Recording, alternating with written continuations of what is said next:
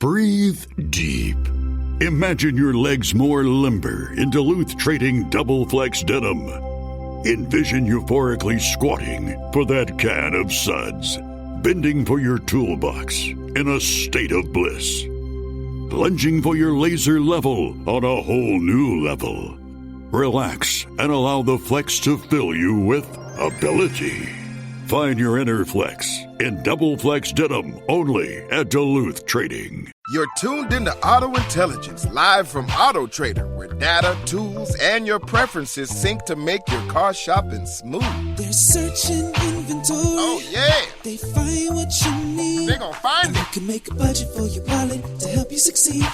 Pricing's precise and true. So true. It's smarter car shopping. Ooh. Just for you. Oh, it's just for you. Ooh. Find your next ride at autotrader.com. Powered by Auto Intelligence. The Roses were living the dream. To you, my darling. No, to you. Until it all came crashing down. He got fired. Fired? On August 29th, stop. You stop! And see The Roses. Rated R. In theaters everywhere, August 29th. Getting ready to step into your career era? Set yourself apart with Adobe Creative Cloud Pro for students. Hone your skills with apps like Photoshop, Illustrator, Premiere Pro, and more, powered with the latest in creative AI. Students save over 55% so you can build a portfolio you're proud of. Launch your future with Adobe Creative Cloud Pro for students. Visit adobe.com/students to learn more.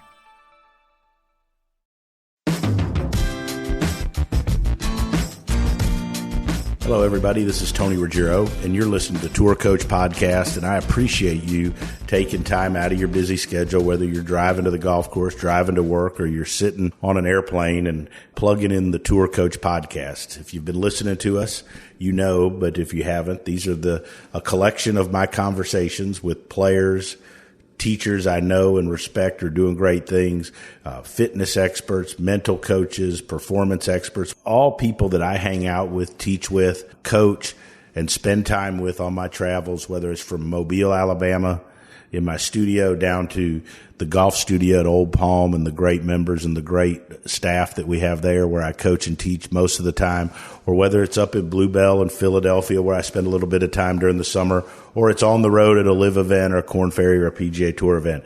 These are all authentic, real conversations. Really don't edit them down. You hear us exactly as we are, whether we're having fun laughing, whether we're talking about something serious, or we're just giving you our straight up opinion on what we think about things in the world of golf.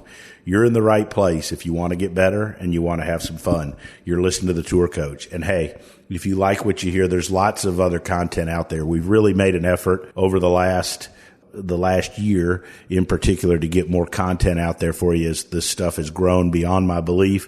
So you can follow us on Instagram at The Dew Sweeper, or just check out our YouTube page. Just type in Tony and the Dew Sweepers, and we put stuff up. We try to get it up most daily, which are scenes and selections of stuff going on in our daily teaching with one-on-one with individuals. You'll find tons of help, tons of information, and tons of things that could help all of you play better golf. And before we dive into the Tour Coach, I couldn't do it without our great sponsors. I tell you all the time, been so fortunate to have great sponsors and loyal people that we've been in business with and done stuff with for such a long time. Obviously, Shrixon and Cleveland Golf, and all of the folks there, whether it's Rodney, Mason, Noel, Eddie, or Chip, they're the very best. You can't forget Buick, GMC, in particular, Mitch McConnell and the folks there at McConnell Automotive. You got Vineyard Vines, Amber and Ian and all the folks, and Bushnell Golf. All of their support makes the Tour Coach and everywhere we go and everything we do for you possible. So check out all our content. Enjoy listening to this episode of the Tour Coach, and hopefully I'll see you on the tee somewhere soon. All right, so another one of our world-famous round tables here near a hot tub, but we're not in it. We had to have it. Anyways, at the Airbnb here for the retreat in February, and this is one of the best houses we've ever had people-wise. Jackson K, Morgan Hale, our boy Coop. So good to have Coop. And first time here at a retreat, and maybe ever. Has he been before? Luke Guthrie. Podcast. He's done podcasts plenty at golf camp. First time down here. Luke Guthrie, LG 2.0. Man, It was outstanding today. we had a blast. So, anyways, Jackson, let's start us off with your observations. Go ahead. From today? Yeah, let's tell you what do you think. Yeah, it was and great. welcome to the show. Oh, thank you for having me, Tony. And congratulations on you. People that are listening to this may not know, but starting this week, there's going to be 2 extra Tour Coach podcasts during the week. They're little 10-minute little minis, and there'll be combinations called potties. Well, I call them potties. Full of knowledge. Absolutely Full of knowledge. Little minis that Jackson and myself will rotate and alternate. And I know you taped one today. So, anyways, I think we ought to have Morgan. We got big news coming in the near future about Morgan Hale, too. I'm not going to talk about it. Could involve a job or me being the master of ceremonies. But it could involve something totally different. Now to you, Jackson. This is going to be one of our most listened to. Good. No, it was fun. We had Kevin Sprecher and Highfield. Ian, yeah. What, we have 8 kids in town? 9. Rotated them through 3 groups. Mm-hmm. 2.0, Coop and Hack were on course doing situational short game stuff. And how to hit shots. Spreck and Highfield were doing practice. How to practice. Yeah, we did full swing with a couple putting stations. And some fitness. And I led the fitness. Morgan did the instruction. Coop, what's the topic today? The topic is listening and acknowledging and using the tips you're given. Instead of? Throwing them in the garbage. Frustrating today. Frustrating. Satisfaction every other time.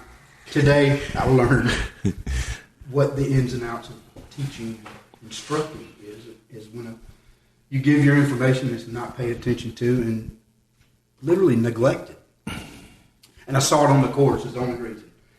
They did some things today that they shouldn't, and they knew it when they were doing it. And I'm glad it didn't work out for them. On a personal level, but for me, I'm new to this. I want my teaching to be good. But and maybe they were a little eager, and I think the close age groups got them a little competitive in a sense to where they weren't a group, which is understandable. But just want to say, great kids just didn't listen well today. And it showed up in play. And it will continue to. So, T-ball. J-ball. Oh, and they got this one time when I spoke up, just doing what Tony told me to do. Thank you. That's what I got. But the thing is, he wasn't. But, how often do you actually see that? Probably more often than not, right? Well, we're going to get to Guthrie here in a bit because I'm going to ask him if he thinks tour players are any better than the juniors. We might be the worst bunch. That's honest. Right? And I think, and I'm going to pose this question to everybody, but I think when you go on the golf course, even if you know you're supposed to be doing something and work on something, you'd rather be comfortable. And I think that, so then you you take those to kids and they're playing with other kids that they want to impress, or they're trying to impress us as coaches, certainly. And so, you have to understand. And they're playing for that gift card, and whatever. And so, I think they try to go and be comfortable and do what they did, I think. And then you fast forward that to tour players. And obviously I've done this a while and watched you a bunch of times in tournaments and a bunch of guys. And I would say that the majority of the time, you gravitate back towards being comfortable without knowledge and with knowledge. Yeah, I don't think I don't think it's an intentional thing. I don't think it's just what we do. It's what we do, right? But I got to give you credit. I saw you. What was it? Maybe 4, 5, 6 weeks ago. Yeah. Came down here. You were playing the Monday. Backswing's better, right? And you left, and I remember calling Jackson. And I said, you're not going to believe who came out, right? And he was like, who? I said, 2.0. And I said, I told him what we did. And I was like, it was pure when you did it. We worked on hinging the club more up, not and your hand's not going out. And I think for people that are listening, that get into the techie stuff, like a lot of people try to make the club go up and they push the hands out, but then the club gets behind, twist. He noticed that was wasting his energy in a sense, and probably some width.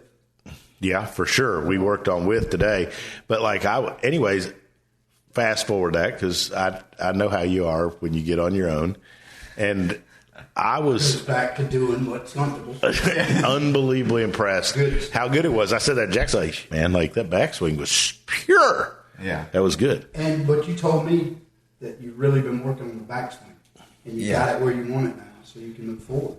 Yeah, it's like I feel like it's probably all tour players, but for sure me, I'm like as hard headed as you get. I feel like you don't get really good at something without being a little hard headed and kind of run through a wall type person. And it's like, man, when something's not working, you need to stick to it. And it's not that you don't try to stick to it, but you're fighting for results. And it's different when you're in the middle of the season and you're standing on the tee and you got to hit a good shot. I don't care how it gets there. I'm thinking short term. And so the difference is between thinking long term and short term. Right? Yeah, and it's hard to think long term in the middle of the year because there's realities to things. But that's true. Seasons just aren't that big either. And if the changes don't come into or fall in, it's kind of hard. It can snowball the wrong way. Trust is hard to crutch on. Trust.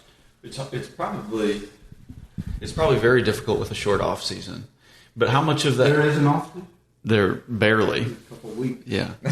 But how much of that too is when you get there, you think it's like a pressure thing, or do you think it's being under environment or circumstance that pushes you into seeing different lines and winds with trouble out there when you kind of have to work back to old tendencies, just like what you're talking about with your setup stuff today? Yeah. 100%. So setup today, I tend to get further from it and kind of bend over a little too much. Wow. And I was taught that way as a kid to be kind of pushed away, and you had a strong grip, I think, as a kid, correct? Strong grip, so I turned you fixed hard, that. But I was far from it, and I kind of went and got the ball. Yeah. I would say. So my body's kind of trained to do that. So standing a little closer and taller, but it looks great. But send a couple hosel rockets out there right away.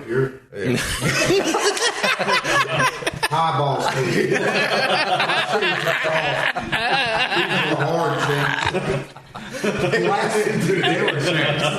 They weren't nothing soft about it. You delivered the hosel.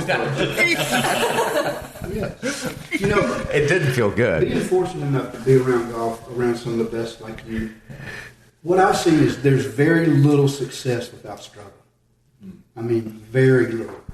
I've seen guys hit rock bottom, and then before you know it, they're on the leaderboard and they win. Coop, what's the difference between when they're on the bottom, and on the top? How big is the difference? Is it a lot? The difference is expectations. I mean, knowing when you step on the tee that you don't expect much out of yourself is probably a comfortable spot to be in. I wouldn't know, but is that right, Luke? I mean, expectations, everything. Yeah. If you, I was kind of saying earlier, I missed second stage and I took 3 weeks off, just kind of a TO. And I came back got an invite to go play a nice golf course, and it's I don't know if I'm going to shoot. Went out and shot 64, the smoothest rounds, zero expectation. Thought I might slice it off the planet on the first hole, but it's just striped all day long. So if you were taking on a new project and came to Tony and said, we might have to start from scratch, but this is what I got to do. Do you have the trust and the will where you trust Tony for it to work out in the future? Yes, it's just the years. You gotta believe that what you're doing is right. If I came out of college playing really good, and I feel like I really sucked when I got to college, or I was really good. I came in, had some issues, and I had to work through them until I didn't really start playing well until junior year, and it was all these Yeah, so I didn't win until junior year. I started showing promise as far as hitting the ball sophomore year. What was your first win in college? It would have been fall my junior year. It was Jack Nicklaus invite. It was Scioto. Hard golf course. Hard golf course. I was playing legit. Won 7 times last 2 years. So it clicked. Yeah. But there were so many moments leading up to that of just not being able to do the move. And and what I was trying to change. Then being able to do it on range. Then doing it for 3 holes and qualifying now. So what's your mindset when you're struggling like that? Just that it's going to work? That it's going to work, and you just got to put the work in. You Doing just the right you thing. start seeing those glimmers, like, oh, that was it. And then you start doing it, and then you have a shot that has to happen, or whether it's uncomfortable, wind off the left, water left, whatever it is, and you don't do it, but you're doing it on the range, and it's this, all these moments start piling up, and then you're this confident player. And I came out of college like polished and confident. Right. And it's like, but it was kind of a 3-year process of getting to there, and I think that's the hardest part. It's given that time. Is getting. How do you do that in like maybe 3 months in an off season? Trying to build that. As a coach, I can tell you that the toughest and the hardest job, and the one I hate the most, is the player that every day it's based on how they hit it that day, and they want you to tell them something different to fix the last ball. Like, it's not a big picture. I've worked with Was I a little like that? Not the worst. Not the worst. Not the worst. Not the worst. But I work with a lady professional, and like, but it's like you can't, I need something different every day, whatever. Like but that's not how people get better. I mean, that's Band-Aids. Right. That's Band-Aids. It's never going to work. And I really don't want to be involved with a player and in a situation where we're not working towards something. I don't want to be judged every day. Right. Like, oh, you got to come up with some new shit every day. I mean, let's face it. Some days I'm not very good too, right? You got to have a big picture, and you got to have, and you for sure were. I mean, what you said 5 minutes ago though about in the season and the immediate ramifications of knowing you got a wife, you got a kid now too, and you got to make a cut, and you're trying to like 100% that off. I mean, right? But you didn't ever go out. We work one day, and the next day you'd call me and you'd be like, or text me and be like, so I tried this today, and it'd be something totally 100% acid. Band-Aids in golf turn into infected wounds. Wow, Coop. They do. Whoa. There's no Band-Aid if you play professional golf. No Band-Aid. Write that down. That's the title of this podcast. I'm just being honest. You have to. You can't fake it against guys like this. You cannot fake it. You got to be good. A situation will show up. You'll get exposed. Right, it'll expose. We got to get Morgan in this. Yeah, you just can't Band-Aid a golf swing out of it. You might be able to for an hour, but in an hour to 2 minutes it's going to show up. It will show back up. But I think that what Tony does is puts what he teaches in Morgan. The guys trust you. They trust you and know that it's a plan. Well, and I think the guys I've had the most success with and had really good years with, I look at the people that I had would say were your best years, right? Right. And you could look. I'm sure you've got that caddying, right? You say, hey, these years is where like Lucas in 2019 Tour Championship. I thought great, but I thought, man, everybody was all in, and for sure he believed what we were doing, right? We got 100% dedication out of it. Right. And I thought Smiley, man, I'm so bad with years, but the year he won in Vegas, and was in the final group at the Masters, man, I've told lots of people this, it'd be hard to find a person that was a better student at that point. Right? He'd drive to see you, yep. And you guys we would work, and man, he was on the same shit all the time. And then the other one I would bring up when it comes to that would be Robbie Shelton. When he was in college, he was the best student I'd ever had. You could see him once, and you could see him 2.5 months later, and you'd say, what are you working on? And it would be word for word exactly what he's doing. And I think that's why he was such a great college player, and he's obviously a great player, but that's why I think he had so much success. I would say he's veered off that a little bit as a professional, but I think that's pretty easy to do out there. I mean, I think that's busy, right? Yeah. How hard is it to stay? How hard is it when you're playing, when you start to play shitty, to not start having rabbit ears and listen to everybody. Totally. You see, And then we got to ask Coop, what's the worst shit you've heard on a range from a teacher? You don't have to give names. it's me. Now,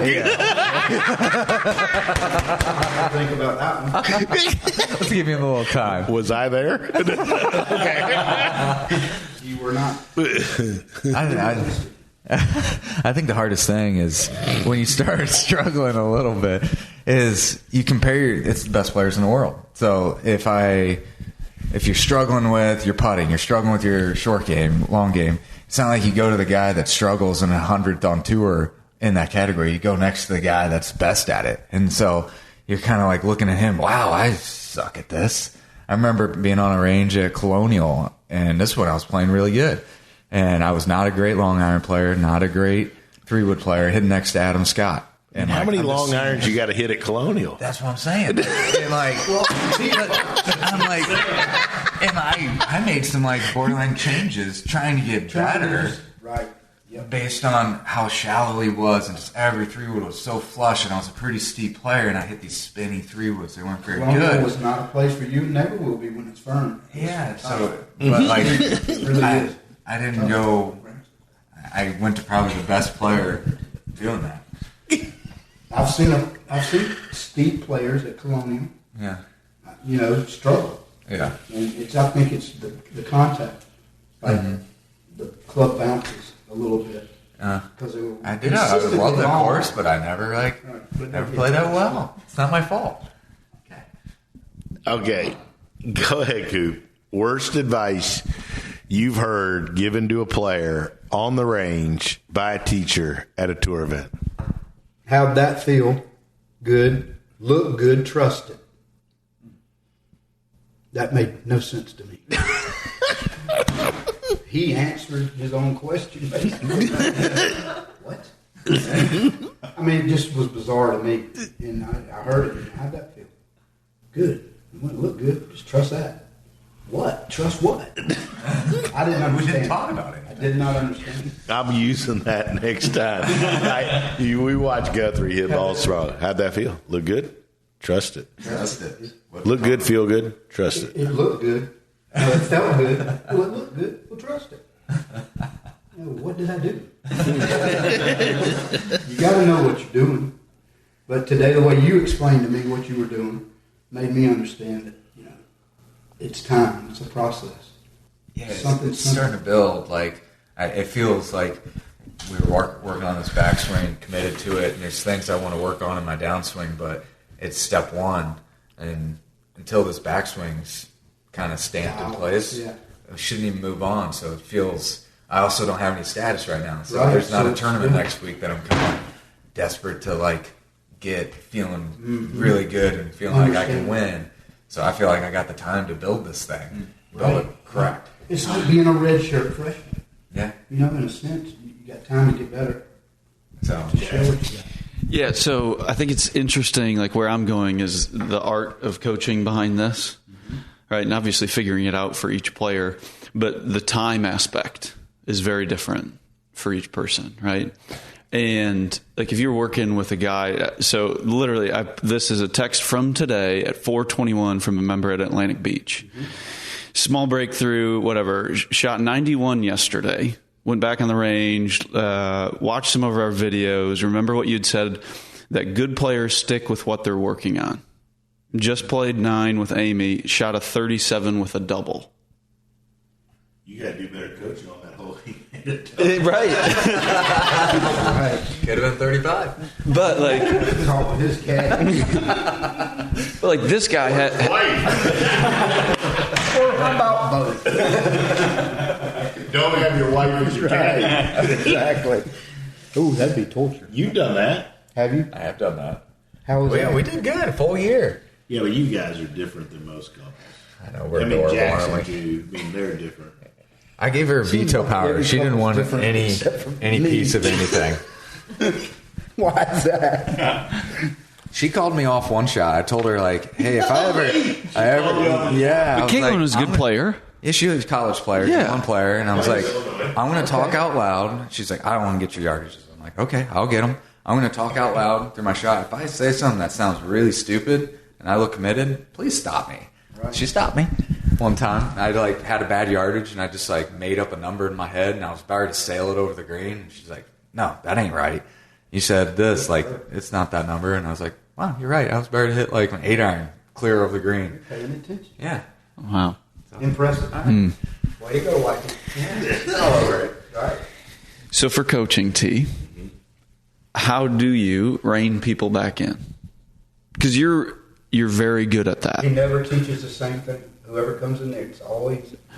I mean, I have seen guys go one thing. This is what you need to do. This is what you need to do. I don't care if you're an octopus and have 8 arms. You do this. Well, what am I going to do with the other 6 arms? I'm not like the squid over there.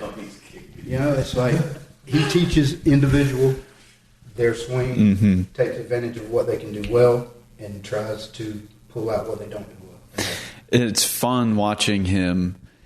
When people, I'm here, people. When people do get sidetracked, getting him back in. So, how do you do that? Do what? How do you rein people back in? Because you're good at it.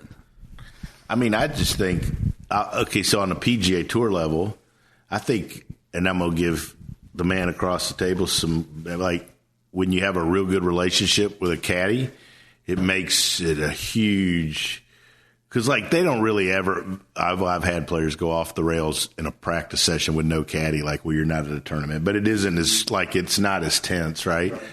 But most of the time that happens, it's at a tournament with something going on, right?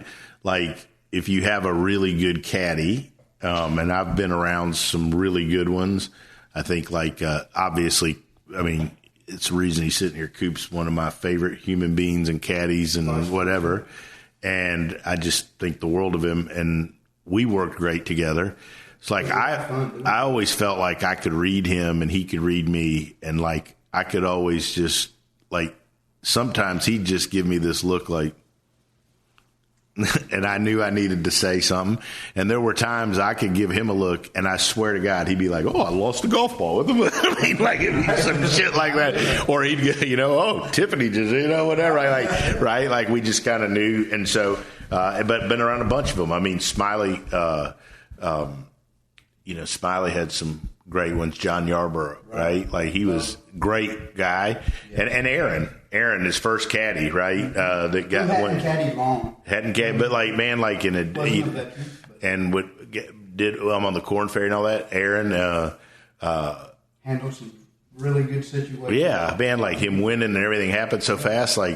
So I think I always called him Buffalo Looper. He was from Buffalo, and he was a big sports guy. But anyways, great caddy, Buffalo Looper and I had a great rapport for a while. Where he could tell me things, I could tell him things. So I think, man, on the tour level, I think that's a big deal. Because you get an honest answer from him. Right. And, most pros are they're so humble. And, they really are. They're going to tell you, I just suck, or something like that.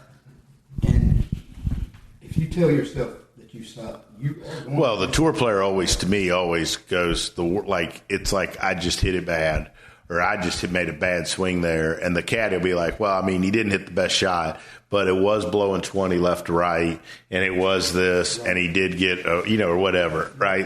It gives you the true picture. Right. I think so. That's what I think. Today with the kids, they hit a shot, and they would be just so upset. And I'm like, "What are you upset about now?" And they would go, "I pulled it," or blah, blah, blah. And it's you're within tour average, and you're 12. And you're pissed off. I love it, but ease up. Golf is harder than you think. And we gave them situations that weren't easy. It was difficult situations, and they would hit it. You're throwing a 50-yard bunker shot. I threw a 50-yard almost pro front pin with all cover on their asses. I did. I was aggravated. We had plug bunker shots, 50-yard bunker shots. went downhill. Listen to me. Bird's nest lies in the rough. I'm just like, good grief. I'm barely hitting the green from these places. Great, I feel it. In the morning, you get to go out for a little bit. We're going straight to the fairway bunker. Oh. Give them a good lesson. Oh. This is only, I'm teaching Tony's teachings. I'm just carrying on. The gleam in your eyes right now. You look excited. You know how many times as a caddy, Coop has told me on Tuesday, going into the Wednesday practice round, hey, yeah, we need to hit some fairway bunker shots. We hadn't hit a fairway bunker shot. I'll be off a downhill lie. I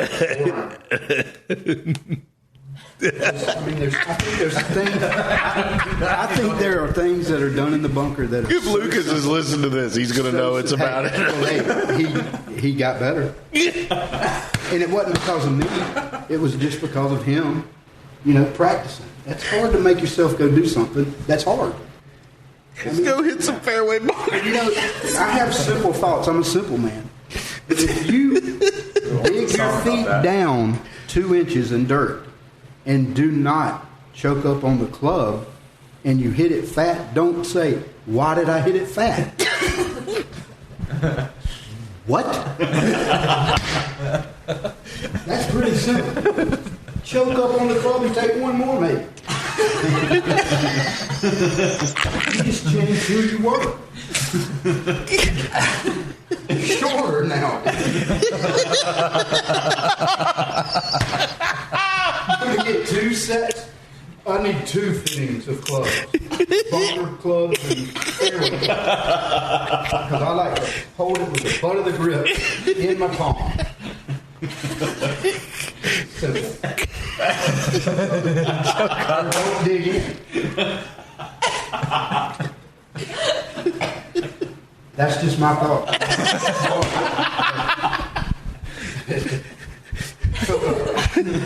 Guys, choke up when you get in the bunkers just a little bit. Oh, that's so much wisdom.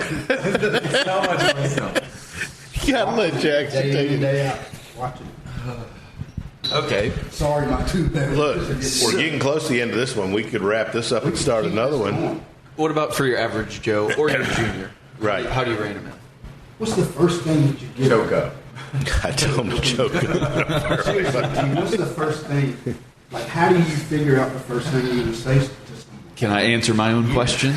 I think what I've learned from T is you have to hear them talk about what they're trying to do or feeling and help them paint the picture. Like you don't give them the picture because then they can't see it. Correct, because then they can't buy into it when they go into the range or they're doing it on their own on the golf They don't course. understand. I'm best if not that I think it's my idea, but it's I need to have ownership. Better when you think it's your idea. Fair enough. Did you get that on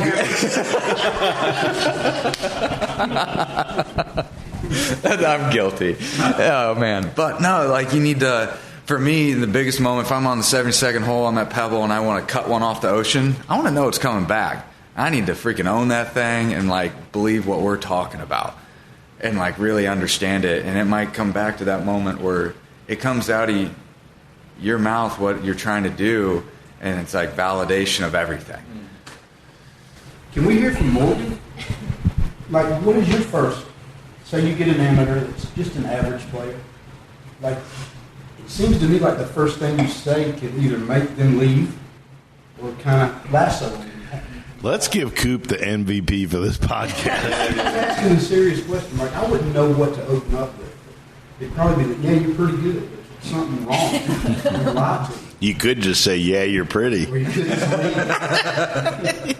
That might scare them off too, though. I know. I think it goes back to, learning under T and, some of the teachers he's put me around and, just trusting what you do.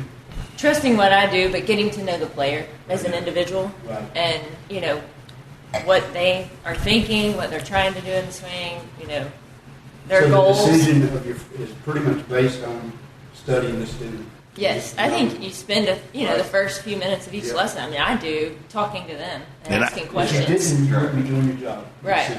And I think every teacher's personality is different, and the things that they can say or they could get away with or that they could do, like things I say, like Mark Blackburn wouldn't never say or get away, right? And like things that really?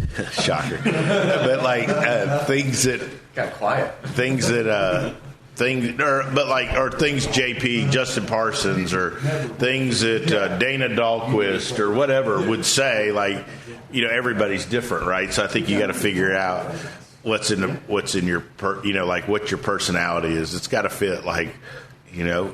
I mean, I don't know if y'all know, but like normally when things start to go astray, I turn the attention away from golf and I talk slower and I act slower. I normally control the golf ball coming to you, like I always have to pull it out of my pocket, right? Instead of it just being there, like everything to slow the situation down. And I'll normally, like, lucky enough I can crack a little bit of a joke, and like I'll make a joke. I normally am self-deprecating. I'll say something, whatever like that takes the attention away from them and slows them down. I can attest to that. I can think back to when I get fiery and in sessions sometimes. I could be the guy you're referencing that I'm fiery, not at a golf tournament. But but I can, like, now thinking back, I've never thought of it, but like you'll like kind of stand over the golf ball or something and kind of like slowly set up another one when I'm like a little frustrated and you're probably vibing it, or kind of move a training aid or something. And I'd never say anything, but I'm kind of thinking, get out of the dang way. I want to hit this shot. But I don't say it, and by the time like 3 more seconds pass, you're calm. Let's go back to Morgan. I just like her voice. Oh my gosh. I mean, she's the voice of the Dew Sweepers. She's kind of, And the logo. And the logo. Matter of fact, she's almost everything. Like I said, I mean, we got big plans for her. Hey, she's going to do good things. We're pumped. Kudos to Morgan, too. I mean, she's doing a heck of a job. So, Jackson, feel great. Tell you what, we've had a big time this session. Let's do another one. All right, we're going to do another one. So let's give them some more. So, all right, we appreciate everybody listening, but stay tuned for episode 2, part 2. Part 2 of what was Let's do it in 3D. Part 2 in 3D. There you go. Band-Aids what? Band-Aids make infected wounds. Band-Aids make infected wounds. Part 2.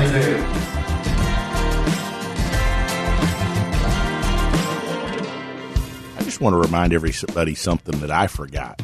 Recently, a couple weeks ago, my wife and I went out. We went to a wedding, and afterwards with some friends, we were like, hey, where's a great place to go? I'll be honest, like, in my travels and day-to-day, sometimes I get caught up and I forget some of the great places right around the corner. But I got to remind you about the Icebox Bar on 755 Monroe Street. I was blown away by just the whole vibe, the atmosphere, and with the Velvet Pig, the food in the back room, and the big screen TVs up front. We sat there and watched some playoff games. I was blown away by the atmosphere, the vibe, and just how cool it was to have the Icebox Bar right here near the Dew Sweepers downtown, near where I live. You're looking for a great place to go sit, watch some games, hang out, play some pool. You got to go to the Icebox Bar right there on Monroe Street. There's a good chance you'll see all of us hanging out. But do yourself a favor, go visit the Icebox. It's one of the best places out there.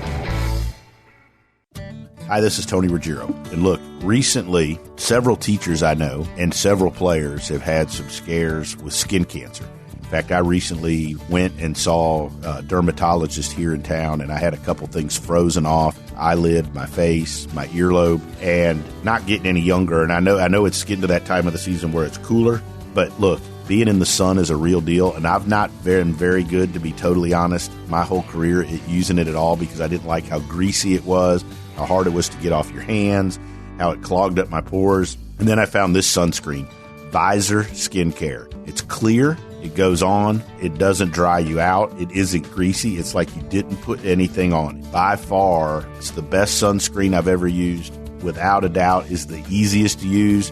And we've got a discount code for all of you. All you have to do is go to visorskincare.com. Use our code word DewSweeper. visorskincare.com, code word DewSweeper.